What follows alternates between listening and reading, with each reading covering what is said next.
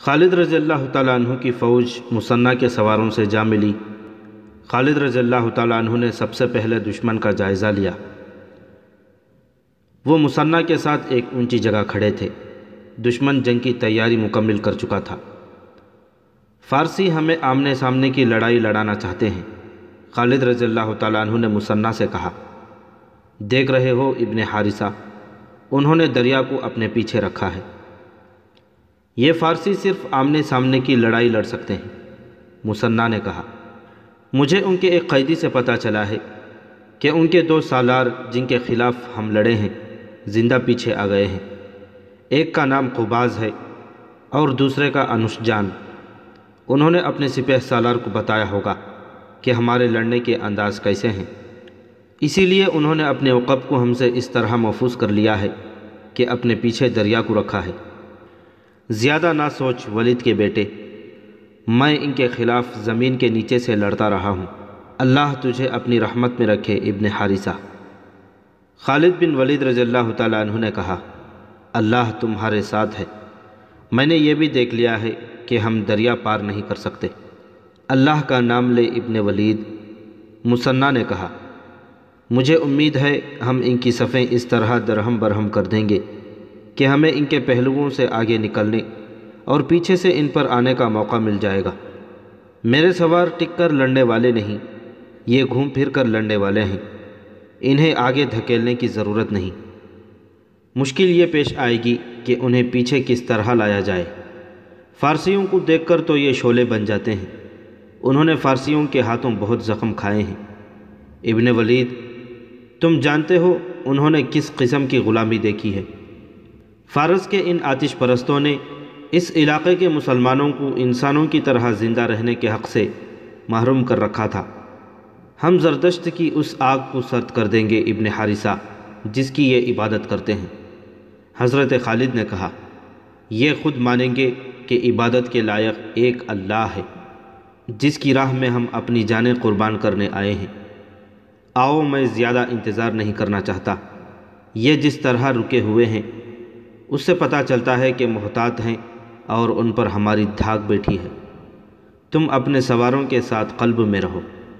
مورخوں نے لکھا ہے کہ خالد رضی اللہ تعالیٰ عنہ نے بہت سوچا کہ کسی طرح انہیں چالیں چلنے کا موقع مل جائے، لیکن ایرانیوں کا سالار قارن بن قریان دانش مند آدمی تھا۔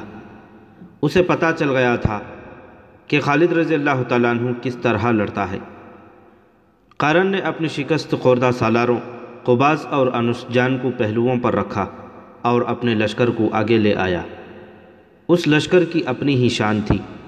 پتہ چلتا تھا کہ کس شہنشاہ کی فوج ہے۔ ان کے قدموں کے نیچے زمین ہلتی تھی۔ ادھر یثرب کے سرفروش تھے۔ ظاہری طور پر ان کی کوئی شان نہیں تھی۔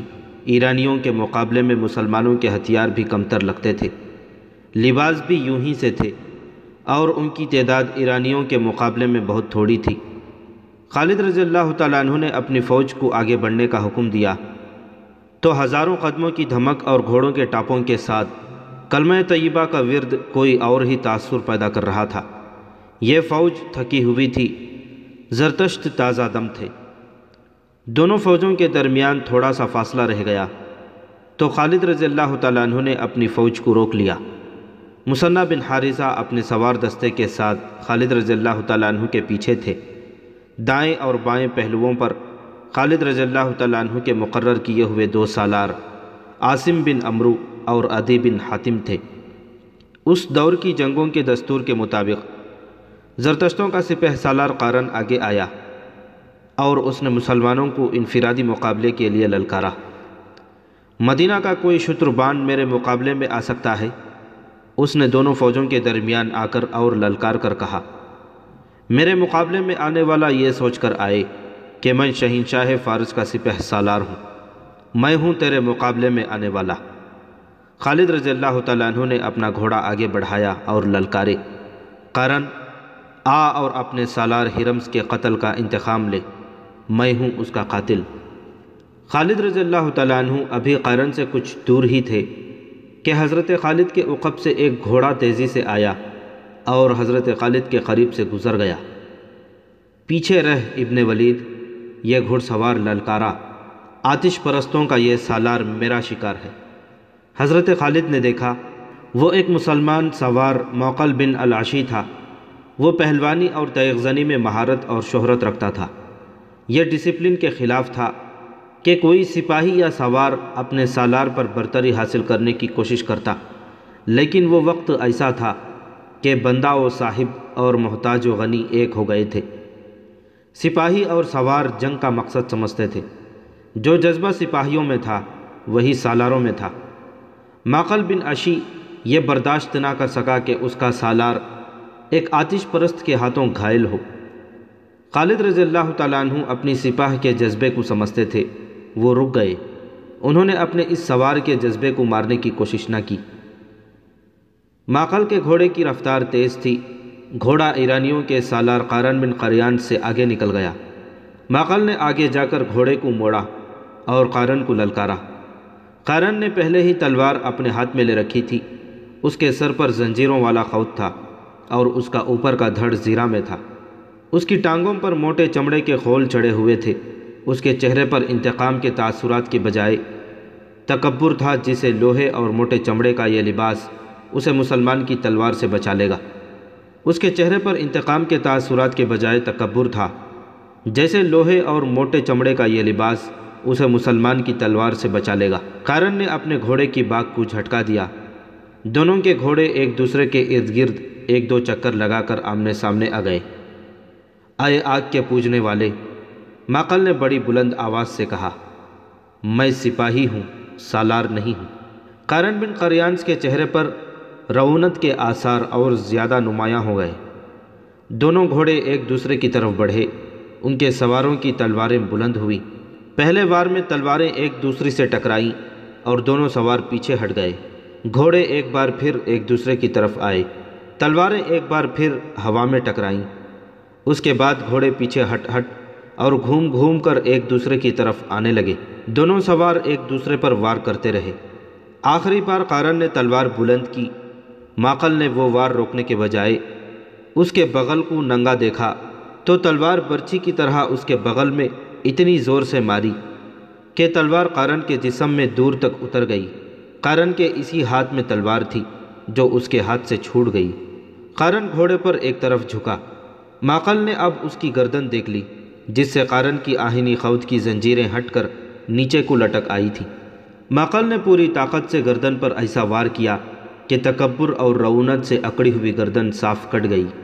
مسلمانوں کے لشکر سے داد و تحسین اور اللہ اکبر کے نعرے رات کی طرح کڑکنے لگے۔ قارن بن قریانس کا سر زمین پر پڑا تھا۔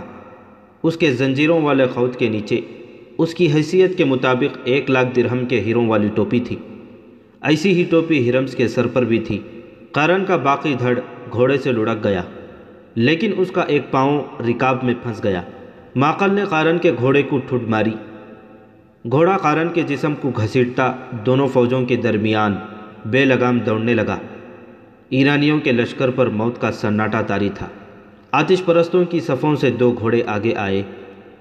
کون ہے ہمارے مقابلے میں آنے والا؟ ان 2 میں سے ایک گھڑ سوار للکارا۔ ہم اپنے سپہ سالار کے خون کا انتقام لیں گے۔ میں اکیلا دونوں کے لیے کافی ہوں۔ خالد رضی اللہ تعالیٰ عنہ نے دشمن کی للکار کا جواب دیا اور ایڑ لگائی۔ انہیں للکارنے والے دونوں ایرانی سالار قباس اور انوشجان تھے۔ اچانک حضرت خالد کے عقب سے 2 گھوڑے آئے جو اس کے دائیں بائیں سے آگے نکل گئے۔ حضرت خالد کو ایک کی للکار سنائی دی، پیچھے رہو ولید کے بیٹے، ان دونوں سالاروں نے ہمارے ہاتھ دیکھے ہوئے ہیں، اب ہم انہیں بھاگ نکلنے کی مہلت نہیں دیں گے۔ حضرت خالد کے لشکر کے دوسرے سوار نے کہا۔ خالد رضی اللہ تعالیٰ عنہ نے دیکھا یہ دونوں سوار جو اس کے قریب سے گزر کر دشمن کے مقابلے میں چلے گئے تھے، اس کے لشکر کے دائیں اور بائیں کے پہلوؤں کے سالار عاصم بن عمرو اور عدی بن حاتم تھے۔ ان دونوں نے کپڑوں کا لباس زیب تن کر رکھا تھا اور جن کے مقابلے میں گئے تھے وہ سر سے پاؤں تک لوہے میں ڈوبے ہوئے تھے۔ مسلمان سالاروں کو اپنے اللہ پر بھروسہ تھا اور آتش پرست اس زرہ پر یقین رکھتے تھے جو انہوں نے پہن رکھی تھی۔ انہیں معلوم نہ تھا کہ تلوار کے وار کو آہن نہیں عقیدہ روکا کرتا ہے۔ دونوں طرف تجربہ کار سالار تھے جو تیغ زنی کی مہارت رکھتے تھے۔ ان کی تلواریں ٹکرانے لگیں مسلمانوں کی تلواریں آتش پرستوں کی زرہ کو کاٹنے سے قاصر تھیں، اس لیے وہ محتاط ہو کر وار کرتے تھے تاکہ تلواروں کی دھار کو نقصان نہ پہنچے۔ عاصم اور عدی اس طاق میں تھے کہ دشمن کا کوئی نازک اور غیر محفوظ جسم کا حصہ سامنے آئے تو وہ ماقل کی طرح وار کریں۔ آخر ان دونوں نے باری باری ماقل کی ہی طرح اپنے اپنے دشمن کے قریب جا کر انہیں موقع دیا کہ وہ اوپر سے تلوار کا وار کریں۔ آتش پرستوں کے دونوں سالاروں نے وہی غلطی کی جو قارن نے کی تھی۔ انہوں نے بازو اوپر کیے اور تلواریں ان کی بغلوں میں داخل ہو گئیں اور دونوں کی تلواریں گر پڑیں۔ خالد رضی اللہ تعالیٰ عنہ نے جب دیکھا کہ زردشتوں کا سپہ سالار مارا گیا اور اس کے بعد ان کے وہ دونوں سالار بھی جنہیں اپنے لشکر کو منظم طریقے سے لڑانا تھا مارے گئے ہیں، تو خالد رضی اللہ تعالیٰ عنہ نے اپنے لشکر کو حملے کا حکم دے دیا۔ ایرانیوں کے لشکر میں وہ سپاہی بھی شامل تھے جو اپنے دلوں پر مسلمانوں کی دہشت لیے ہوئے جنگ سلاسل سے بھاگے تھے۔ اب انہوں نے اپنے 3 سالاروں کو مرتے دیکھا تو ان کی دہشت میں اضافہ ہو گیا۔ انہوں نے یہ دہشت اپنے سارے لشکر پر طاری کر دی۔ لشکر کا حوصلہ تو پہلے ہی مجروح ہو چکا تھا، یہ لشکر مقابلے کے لیے بہرحال تیار ہو گیا۔ ایرانیوں کو یہ فائدہ حاصل تھا کہ ان کے پیچھے دریا تھا جس نے ان کے عقب کو محفوظ کر رکھا ہوا تھا۔ اس دریا کا دوسرا فائدہ انہیں یہ نظر آ رہا تھا کہ اس میں بڑی کشتیاں بندھی ہوئی تھیں جو لشکر کے ساتھ آئی تھیں۔ پسپا ہونے کے لیے ان کشتیوں کو ان کے کام آنا تھا۔ انہیں یہ ڈر بھی نہ تھا کہ مسلمان تعاقب میں آ سکیں گے۔ خالد رضی اللہ تعالیٰ عنہ کے حملے کا انداز ہلہ بولنے والا یا اندھا دھند ٹوٹ پڑنے والا نہیں تھا۔ انہوں نے ایک ہی بار میں اپنے تمام دستے جنگ میں نہ جھونک دیے۔ انہوں نے قلب کے دستوں کو باری باری آگے بھیجا اور انہیں ہدایت یہ دی کہ وہ دشمن کی صفوں کے اندر نہ جائیں بلکہ دشمن کو اپنے ساتھ آگے لانے کی کوشش کریں۔ اس کے ساتھ ساتھ حضرت خالد پہلوؤں کو اس طرح پھیلاتے جا رہے تھے کہ وہ دشمن پر پہلوؤں سے حملہ کر سکیں۔ دشمن کے سپہ سالار اور 2 سالاروں کی لاشیں گھوڑوں کے سمون تلے کچلی مسلی جا رہی تھیں۔ یہ فارس کی شہنشاہی کا غرور تھا جو مسلمانوں کے گھوڑوں تلے کچلا جا رہا تھا۔ اس صورتحال میں آتش پرستوں کے حوصلے مر سکتے تھے، بیدار نہیں ہو سکتے تھے۔ مسلمانوں کے نعرے اور ان کی للکار ان کے پاؤں اکھاڑ رہی تھی۔ زردشت کے پجاریوں، اللہ کو مانو، ہم ہیں محمد صلی اللہ علیہ وسلم کے شیدائی، اور اللہ اکبر کے نعروں سے فضا کانپ رہی تھی۔ جوش و خروش تو مثنہ بن حارثہ کے سواروں کا تھا، ان کی للکار الگ تھلگ تھی۔ اپنے غلاموں کی ضرب دیکھو، آج ظالموں سے خون کا حساب لیں گے۔ بلاؤ ارد شیر کو، زردشت کو آواز دو۔ ایرانی سپاہ کے حوصلے جواب دینے لگے۔ ان کی دوسری کمزوری نے تو ان کے جسم توڑ دیے۔ یہ کمزوری ان کے ہتھیاروں کا اور زرہ کا بوجھ تھا۔ وہ تھکن محسوس کرنے لگے۔ حضرت خالد نے اپنی جو سپاہ کے ساتھ سپاہیوں کی طرح لڑ رہے تھے بھانپ لیا کہ آتش پرست ڈھیلے پڑتے جا رہے ہیں۔ انہوں نے جس شدت سے مقابلے اور جوابی حملوں کا آغاز کیا تھا اس شدت میں نمایاں کمی نظر آنے لگی۔ حضرت خالد نے اپنے قاصد پہلوؤں کے سالاروں عاصم اور عدی کی طرف اس حکم کے ساتھ دوڑا دیے کہ اپنے اپنے پہلوؤں کو اور باہر لے جا کر بیک وقت دشمن کے پہلوؤں پر حملہ کریں۔ اس کے ساتھ ہی حضرت خالد نے قلب کے پیچھے رکھے ہوئے محفوظہ کے دستے کو دشمن کے قلب پر حملے کا حکم دے دیا۔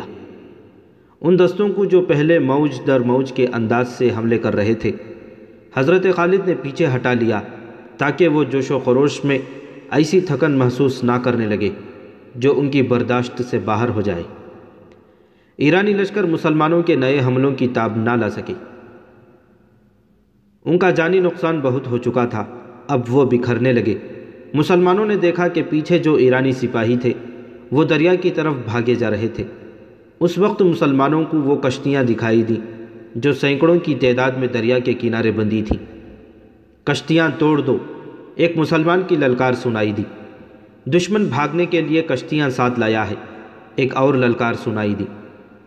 جب یہ للکار خالد بن ولید رضی اللہ تعالیٰ عنہ تک پہنچی تو انہوں نے دائیں بائیں قاصد اس حکم کے ساتھ دوڑا دیے کہ دشمن کے عقب میں جانے کی کوشش کرو اور ان کی کشتیاں توڑ دو یا ان پر قبضہ کر لو۔ قبضہ کر لینے کی صورت میں یہ کشتیاں حضرت خالد کے لشکر کے کام آ سکتی تھیں، انہیں بھی دریا پار کرنا تھا۔ جب یہ حکم سالاروں تک اور سالاروں سے سپاہیوں تک پہنچا تو یہی ایک للکار بلند ہونے لگی، کشتیوں تک پہنچو، کشتیاں بیکار کر دو، کشتیاں پکڑ لو۔ اس للکار نے آتش پرستوں کا رہا سہا دمخم بھی توڑ دیا۔ زندہ بھاگ نکلنے کا ذریعہ یہی کشتیاں تھیں جو مسلمانوں نے دیکھ لی تھیں۔ ایرانیوں نے لڑائی سے منہ موڑ کر کشتیوں کا رخ کیا۔ وہ ایک دوسرے سے پہلے کشتیوں میں سوار ہونے کے لیے دھکم پیل کرنے لگے۔ ان کی حالت ڈری ہوئی بھیڑوں کی مانند ہو گئی جو ایک دوسرے کی آڑ میں چھپنے کی کوشش کیا کرتی ہیں۔ ایرانی سپاہیوں نے کشتیوں پر سوار ہونے کے لیے گھوڑے چھوڑ دیے، حالانکہ کشتیاں اتنی بڑی تھیں کہ ان پر گھوڑے بھی لے جائے جا سکتے تھے۔ یہ تھا وہ موقع جب مجاہدین اسلام کے ہاتھوں آتش پرستوں کا قتل عام شروع ہو گیا۔ وہ کشتیوں میں سوار ہونے کی کوشش میں کٹ رہے تھے۔ ان میں سے جو کشتیوں میں سوار ہو گئے اور رسے کھول کر کشتیاں کنارے سے ہٹا لے گئے، ان میں زیادہ تر مسلمانوں کے تیروں کا نشانہ بن گئے۔ پھر بھی کچھ اور خوش نصیب تھے جو بچ کر نکل گئے۔ تقریباً تمام مورخوں نے لکھا ہے کہ اس معرکے میں 30,000 ایرانی فوجی مارے گئے۔ زخمیوں کی تعداد کسی نے نہیں لکھی۔ تصور کیا جا سکتا ہے کہ جہاں اتنی اموات ہوئی وہاں زخمیوں کی تعداد اموات کے ہی لگ بھگ ہوگی۔ اس کا مطلب یہ تھا کہ شہنشاہ فارس کی اس جنگی قوت کا بت ٹوٹ گیا تھا جسے ناقابل تسخیر سمجھا جاتا تھا۔ اللہ کی تلوار نے کسریٰ کی طاقت اور غرور پر ضرب کاری لگائی تھی، جس نے مدائن میں کسریٰ کے ایوانوں کو ہلا ڈالا تھا۔ دریائے ماقل کے کنارے خون میں ڈوب گئے تھے۔ میدان جنگ کا منظر بڑا ہی بھیانک تھا۔ دور دور تک لاشیں اور تڑپتے زخمی بکھرے نظر آتے تھے۔ زخمی گھوڑے دوڑتے پھرتے اور زخمیوں کو رونتے پھر رہے تھے۔ مجاہدین اسلام اپنی زخمی ساتھیوں کو اور شہیدوں کی لاشوں کو اٹھا رہے تھے۔ میدان خون سے لال ہو گیا تھا۔ خالد رضی اللہ تعالیٰ عنہ ایک بلند جگہ پر کھڑے میدان جنگ کو دیکھ رہے تھے۔ ایک طرف سے ایک گھوڑ سوار گھوڑے کو سر پر دوڑاتا آیا۔ اس نے خالد رضی اللہ تعالیٰ عنہ کے قریب آ کر گھوڑا روکا۔ وہ مثنیٰ بن حارثہ تھا۔ گھوڑا خالد رضی اللہ تعالیٰ عنہ کے گھوڑے کے پہلو کے ساتھ کر کے مثنیٰ گھوڑے پر ہی خالد رضی اللہ تعالیٰ عنہ سے بغل گیر ہو گئے۔ ابن ولید مثنیٰ نے جذبات سے لرزتی ہوئی آواز میں کہا، میں نے آج مظلوم مسلمانوں کے خون کا انتقام لے لیا ہے۔ ابھی نہیں ابن حارثہ، حضرت خالد نے بڑے سنجیدے لہجے میں کہا، ابھی تو ابتدا ہے، ہمارے لیے اصل خطرہ اب شروع ہوا ہے۔ کیا تم نے ان کشتیوں کی تعداد نہیں دیکھی؟ کیا تم نے نہیں دیکھا کہ یہ کشتیاں کتنی بڑی اور کتنی مضبوط تھیں؟ اور تم نے یہ بھی دیکھا ہوگا کہ فارسیوں کے پاس ساز و سامان کس قدر زیادہ ہے، ان کے وسائل بڑے وسیع ہیں۔ ہم اپنے وطن سے بہت دور آ گئے ہیں، ہمیں اب انہی سے ہتھیار اور رسد چھین کر اپنی ضرورت پوری کرنی ہے۔ یہ کام آسان نہیں ابن حارثہ، اور میرے لیے یہ بھی آسان نہیں کہ میں ان دشواریوں اور محرومیوں سے گھبرا کر یہیں سے واپس چلا جاؤں۔ ہم واپس نہیں جائیں گے ابن ولید، مثنیٰ نے پرعزم لہجے میں کہا، ہمیں کسریٰ کے ایوانوں کی اینٹ سے اینٹ بجانی ہے۔ ہمیں ان آتش پرستوں پر یہ ثابت کرنا ہے کہ جھوٹے خدا کسی کی دستگیری نہیں کر سکتے۔ خالد رضی اللہ تعالیٰ عنہ نے اپنے سالاروں کو بلایا۔ اس سے پہلے وہ مال غنیمت کو اکٹھا کرنے کا حکم دے چکے تھے۔ ہماری مشکلات اب شروع ہوئی ہیں۔ حضرت خالد نے اپنے سالاروں سے کہا، ہم اس وقت دشمن کی سرزمین پر کھڑے ہیں۔ یہاں کے درخت اور یہاں کے پتھر اور اس مٹی کا ذرہ ذرہ ہمارا دشمن ہے۔ یہاں کے لوگ ہمارے لیے اجنبی ہیں۔ ان لوگوں پر فارس کی شہنشاہی کی دہشت طاری ہے۔ یہ لوگ اردو شیر کو فرعون سمجھتے ہیں۔ یہ بڑی مشکل سے مانیں گے کہ کوئی ایسی طاقت بھی ہے جس نے فارس کی شہنشاہی کا بت توڑ ڈالا ہے۔ میرے رفیقوں، یہاں کے لوگوں کو اپنے ساتھ ملائے بغیر ہم یہاں ایک قدم بھی نہیں چل سکتے۔ ہم کسی سے تعاون کی بھیک نہیں مانگیں گے۔ ہم محبت سے ان کے دل موہ لینے کی کوشش کریں گے، اور جس پر ہمیں ذرا سا بھی شک ہوگا کہ وہ ہمیں ظاہری طور پر یا درپردہ نقصان پہنچانے کی کوشش کر رہا ہے، اسے ہم زندہ رہنے کے حق سے محروم کر دیں گے۔ ہم ان لوگوں کو غلام بنانے نہیں آئے، ہم انہیں غلامی سے اور باطل کے عقیدوں سے نجات دلانے آئے ہیں۔ جو علاقے ہم نے لے لیے ہیں ان کے انتظامی امور کی طرف فوری توجہ دینی ہے۔ یہاں مسلمان بھی آباد ہیں، وہ یقیناً ہمارا ساتھ دیں گے۔ لیکن میرے دوستوں، کسی پر صرف اس لیے اعتماد نہ کر لینا کہ وہ مسلمان ہے۔ غلامی اتنی بری چیز ہے کہ انسانوں کی فطرت بدل ڈالتی ہے۔ یہاں کے مسلمانوں کو اعتماد میں لے کر ان سے معلوم کرنا ہے کہ شہنشاہ فارس کے حامی کون کون ہیں۔ ان کی چھان بین کر کے ان کے درجے مقرر کرنے ہیں۔ جس پر ذرا سا بھی شک ہو اسے گرفتار کر لو، اور جو غیر مسلم سچے دل سے ہمارے ساتھ تعاون کرنا چاہتا ہے اسے اسلام کی دعوت دو۔ میں مختلف شعبے قائم کر رہا ہوں۔ خالد رضی اللہ تعالیٰ عنہ نے مفتوحہ علاقوں کے باشندوں پر سب سے زیادہ توجہ دی۔ انہوں نے اعلان کیا کہ جو غیر مسلم باشندے مسلمانوں کی اطاعت قبول کر لیں گے ان سے جزیہ وصول کیا جائے گا، اور مسلمان انہیں اپنی پناہ میں سمجھیں گے۔ ان کی ضروریات اور ان کے جان و مال کا تحفظ مسلمانوں کی ذمہ داری ہوگی۔ اس اعلان کے ساتھ ہی بیشتر باشندے مسلمانوں کی پناہ میں آ گئے۔ خالد رضی اللہ تعالیٰ عنہ نے اس علاقے سے جزیہ اور محصولات وغیرہ جمع کرنے کے لیے ایک شعبہ قائم کر دیا، جس کا نگران سوید بن مقرن کو مقرر کیا گیا۔ دوسرا شعبہ جس کی سب سے زیادہ ضرورت تھی وہ جاسوسی کا شعبہ تھا۔ اب باقاعدہ اور ماہرانہ جاسوسی کی ضرورت تھی۔ خالد رضی اللہ تعالیٰ عنہ نے اسی وقت اپنے جاسوس، جو اسی علاقے کے رہنے والے مسلمان تھے، دریائے فرات کے پار بھیج دیے۔ جب مال غنیمت جمع ہو گیا تو دیکھا کہ یہ جنگ سلاسل کی نسبت خاصا زیادہ تھا۔ خالد رضی اللہ تعالیٰ عنہ نے اس کے 5 حصے کیے، 4 اپنی سپاہ میں تقسیم کر کے 5واں حصہ مدینہ بھیج دیا۔ مورخ لکھتے ہیں کہ اس سے پہلے خالد رضی اللہ تعالیٰ عنہ کو اتنا سنجیدہ اور اتنا متفکر کبھی نہیں دیکھا گیا تھا جتنا وہ اب تھے۔ مئی 633 عیسوی کے پہلے ہفتے میں، جو ماہ صفر 12 ہجری کا تیسرا ہفتہ تھا، زردشت کے پجاریوں کے لیے دریائے فرات کا سرسبز و شاداب خطہ جہنم بن گیا تھا۔ کس قدر ناز تھا انہیں اپنی جنگی طاقت پر، اپنی شان و شوکت پر، اپنے گھوڑوں اور ہاتھیوں پر۔ وہ تو فرعونوں کے ہم پلہ ہونے کا دعویٰ کرنے لگے تھے، اور کسریٰ دہشت کی علامت بنتا جا رہا تھا۔ دجلہ اور فرات کے سنگم کے وسیع علاقے میں خالد رضی اللہ تعالیٰ عنہ نے، جنہیں رسول اکرم صلی اللہ علیہ وسلم نے اللہ کی تلوار کا خطاب دیا تھا، فارس کے زردشتوں کو بہت بری شکستیں دی تھیں، اور ان کے ہرمز قارن بن قاریانس، انوشجان اور قباس جیسے سالاروں کو موت کے گھاٹ اتار دیا تھا۔ لیکن کسریٰ اردشیر نے ابھی شکست تسلیم نہیں کی تھی۔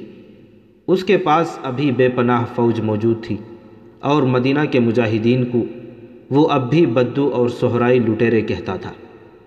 اس نے شکست تسلیم تو نہیں کی تھی، لیکن شکست اور اپنے نامور سالاروں کی مسلمانوں کے ہاتھوں موت کا جو اسے صدمہ ہوا تھا، اسے وہ چھپا نہیں سکتا تھا۔ ہرمز کی موت کی اطلاع پر وہ اپنے دل پر ہاتھ رکھ کر دوہرا ہو گیا تھا۔ اس نے سنبھلنے کی بہت کوشش کی تھی، لیکن ایسے مرض کا آغاز ہو چکا تھا جس نے اسے بستر پر گرا دیا تھا۔ مورخوں نے اس مرض کو صدمے کا اثر لکھا ہے۔ کیا میرے لیے شکست اور پسپائی کے سوا اب کوئی خبر نہیں رہ گئی؟ اس نے بستر میں اٹھ کر بیٹھتے ہوئے گرج کر کہا، کیا مدینہ کے مسلمان جنات ہیں؟ کیا وہ کسی کو نظر نہیں آتے اور وار کر جاتے ہیں؟ طبیب اردشیر کی منظور نظر 2 جوان سال بیویاں اور اس کا وزیر حیران اور پریشان کھڑے اس قاصد کو گھور رہے تھے جو ایرانیوں کی فوج کی ایک اور شکست اور پسپائی کی خبر لایا تھا۔ اس کے آنے کی جب اطلاع اندر آئی تو طبیب نے باہر جا کر قاصد سے پوچھا تھا کہ وہ کیا خبر لایا ہے۔ قاصد نے خبر سنائی تو طبیب نے اسے کہا تھا کہ وہ کسریٰ کو ابھی ایسی بری خبر نہ سنائے، کیونکہ اس کی طبیعت اس کی متحمل نہیں ہو سکے گی۔ لیکن یہ قاصد کوئی معمولی سپاہی نہیں تھا، وہ طبیب کا کہنا مان جاتا۔ وہ پرانا کمانڈر تھا، اس کا عہدہ سالاری سے 2 ہی درجے کم تھا۔ اسے کسی سالار نے نہیں بھیجا تھا، اسے بھیجنے کے لیے کوئی سالار زندہ نہیں رہا تھا۔ طبیب کے روکنے سے وہ نہ رکا۔ اس نے کہا کہ اسے کسریٰ کی صحت کا نہیں، فارس کی شہنشاہی اور زردشت کی عظمت کا غم ہے۔ اگر شہنشاہ اردشیر کو اس نے دجلہ اور فرات کی جنگی کیفیت کی پوری اطلاع نہ دی تو مسلمان مدائن کے دروازے پر آ دھمکیں گے۔ اس نے طبیب کی اور کوئی بات نہ سنی، اندر چلا گیا اور اردشیر کو بتایا کہ مسلمانوں نے فارس کی فوج کو بہت بری شکست دی ہے۔ اردشیر لیٹا ہوا تھا، اٹھ بیٹھا غصے سے اس کے ہونٹ اور اس کے ہاتھ کانپ رہے تھے۔ شہنشاہ فارس، کمانڈر نے کہا، مدینہ والے جنات نہیں، وہ سب کو نظر آتے ہیں، لیکن کیا قارن مر گیا تھا؟ اردو شیر نے غصے سے پوچھا۔ ہاں شہنشاہ، کمانڈر نے جواب دیا، وہ ذاتی مقابلے میں مارا گیا تھا، اس نے دونوں فوجوں کی لڑائی تو دیکھی ہی نہیں۔ مجھے اطلاع دی گئی تھی کہ قباس اور انوشجان بھی اس کے ساتھ تھے، وہ بھی قارن کے انجام کو پہنچ گئے تھے، کمانڈر نے کہا۔ وہ قارن کے قتل کا انتقام لینا چاہتے تھے۔ دونوں نے اکٹھے آگے بڑھ کر مدینہ کے سالاروں کو للکارا اور دونوں مارے گئے۔ شہنشاہ فارس، کیا فارس کی اس عظیم شہنشاہی کو اس انجام تک پہنچنا ہے؟ نہیں، گستاخی کی معافی چاہتا ہوں۔ اگر کسریٰ نے صدمے سے اپنے آپ کو یوں روگ لگا لیا تو کیا ہم زردشت کی عظمت کو مدینہ کے بددوؤں سے بچا سکیں گے؟ تم کون ہو؟ اردو شیر نے پوچھا۔ میں کمانڈر ہوں، کمانڈر نے جواب دیا۔ میں کسی کا بھیجا ہوا قاصد نہیں، میں زردشت کا جانثار ہوں۔ دربان کو بلاؤ، اردو شیر نے حکم دیا۔ تم نے مجھے نیا حوصلہ دیا ہے۔ مجھے یہ بتاؤ، کیا مسلمانوں کی نفری زیادہ ہے؟ کیا ان کے پاس گھوڑے زیادہ ہیں؟ کیا ہے ان کے پاس؟ دربان اندر آیا اور حکم کے انتظار میں جھک کر دوہرا ہو گیا۔ سالار اینڈرزغر کو فوراً بلاؤ، اردو شیر نے دربان سے کہا اور کمانڈر سے پوچھا، کیا ہے ان کے پاس؟ بیٹھ جاؤ اور مجھے بتاؤ۔ ہمارے مقابلے میں ان کے پاس کچھ بھی نہیں، کمانڈر نے جواب دیا۔ ان میں لڑنے کا جذبہ ہے، میں نے ان کے نعرے سنے ہیں، وہ نعروں میں اپنے خدا اور رسول صلی اللہ علیہ وسلم کو پکارتے ہیں۔ میں نے ان میں ایک مذہب کا جنون دیکھا ہے، وہ اپنے عقیدے کے بہت پکے ہیں اور یہی ان کی طاقت ہے۔ ہر میدان میں ان کی تعداد تھوڑی ہے۔ ٹھہر جاؤ، اردو شیر نے کہا، اینڈرزغر آ رہا ہے۔ مجھے اپنے اس سالار پر بھروسہ ہے، اسے بتاؤ کہ ہماری فوج میں کیا کمزوری ہے کہ اتنی زیادہ تعداد میں ہوتے ہوئے بھی بھاگ آتی ہے۔ اینڈرزغر، اردو شیر بستر پر نیم دراز تھا، اپنے ایک اور نامور سالار سے کہنے لگا، کیا تم نے سنا نہیں کہ قارن بن قریانس بھی مارا گیا ہے، قباس بھی مارا گیا اور انوشجان بھی مارا گیا ہے؟ اینڈرزغر کی آنکھیں ٹھہر گئیں، جیسے حیرت نے اس پر سکتہ طاری کر دیا ہو۔ اسے بتاؤ کمانڈر، اردو شیر نے کمانڈر سے کہا، کیا میں ان حالات میں زندہ رہ سکوں گا؟ کمانڈر نے سالار اینڈرزغر کو تفصیل سے بتایا کہ مسلمانوں نے انہیں دریائے معقل کے کنارے کس طرح شکست دی ہے، اور یہ بھی تفصیل سے بتایا کہ مدائن کی فوج کس طرح بھاگی ہے۔ اینڈرزغر، اردو شیر نے کہا، ہم اب ایک اور شکست کا خطرہ مول نہیں لے سکتے۔ مسلمانوں سے شکست کا صرف انتقام نہیں لینا، ان کی لاشیں فرات میں بہا دینی ہیں۔ یہ اسی صورت میں ممکن ہے کہ تم زیادہ سے زیادہ فوج لے کر جاؤ۔ تم اس علاقے سے واقف ہو، تم بہتر سمجھ سکتے ہو کہ مسلمانوں کو کہاں گھسیٹ کر لڑانا چاہیے۔ وہ ریگستان کے رہنے والے ہیں، اینڈرزغر نے کہا، اور وہ ریگستان میں ہی لڑ سکتے ہیں۔ میں انہیں سرسبز اور دلدلی علاقے میں آنے دوں گا اور ان پر حملہ کروں گا۔ میری نظر میں والا جاہ موضوع علاقہ ہے۔ اس نے کمانڈر سے پوچھا، ان کے گھوڑ سوار کیسے ہیں؟ ان کے سوار دستے ہی ان کی اصل طاقت ہے، کمانڈر نے کہا۔ ان کے سوار بہت تیز اور ہوشیار ہیں، دوڑتے گھوڑوں سے ان کے چلائے ہوئے تیر خطا نہیں ہوتے۔ ان کے سواروں کا حملہ بہت ہی تیز ہوتا ہے، وہ جم کر نہیں لڑتے، ایک ہلہ بول کر ادھر ادھر ہو جاتے ہیں۔ یہاں وہ راز ہے جو ہمارے سالار نہیں سمجھ سکے۔ اینڈرزغر نے اپنے ران پر ہاتھ مار کر کہا، مسلمان آمنے سامنے کی جنگ لڑ ہی نہیں سکتے، ہم ان سے کئی گنا زیادہ فوج لے جائیں گے۔ میں انہیں اپنی فوج کی نیم دائرے میں لے کر مجبور کر دوں گا کہ وہ اپنی جان بچانے کے لیے آمنے سامنے کی لڑائی لڑیں۔ اینڈرزغر، اردو شیر نے کہا، یہاں بیٹھ کر منصوبہ بنا لینا آسان ہے، لیکن دشمن کے سامنے جا کر اس منصوبے پر اس کے مطابق عمل کرنا بہت مشکل ہو جاتا ہے۔ اس کمانڈر نے ایک بات بتائی ہے، اس پر غور کرو۔ یہ کہتا ہے کہ مسلمان اپنے مذہب اور اپنے عقیدے کے وفادار ہیں، اور وہ اپنے خدا اور اپنے رسول صلی اللہ علیہ وسلم کا نام لے کر لڑتے ہیں۔